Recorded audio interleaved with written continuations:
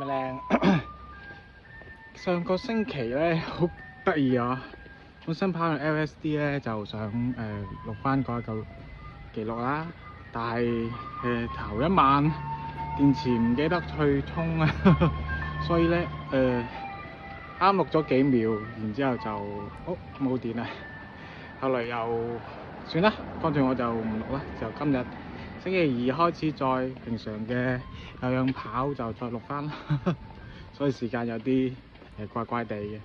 咁因為我而家呢個主要係記錄翻我自己嘅一個日常啊，同埋分享下我自己跑步啊跑步之後嘅一種感受啊，同大家真實分享咯。所以同其他專業嘅博主啦或者 upper 啦，咁就冇得比嘅。呢個純粹係個人記錄㗎啦。咁希望分享翻我自己嘅經歷痛苦，你哋可以借鑑參考下。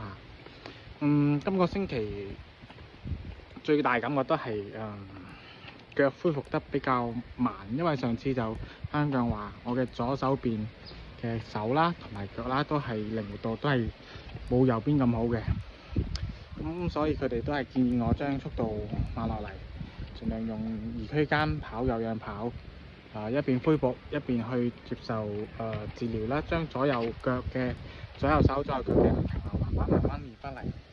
咁今個星期咁樣按照醫生嘅相關嘅指示去做咧，點講啊？感覺唔會話好明顯嚇，但係如果就係低強度有氧跑嘅情況下，再加相關嘅力量訓練嘅話咧，第一個星期感覺就係我發現翻我好多嘅關節位。肌肉嘅調動性咧係真係差啲嘅，呢個係好明顯嘅。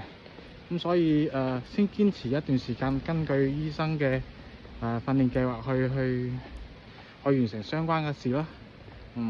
但係感覺咧就我發覺自己身體好多時原來係真係唔聽我自己話嘅。希望就係話根據相關嘅系統嘅訓練會將身體嘅把控能力攞翻嚟。好啦，希望你哋都可以揾到你哋自己嘅運動堅持落去，好似有健康嘅生活，擁有個健康嘅身體。好啦，咁今期就咁多先，下期見。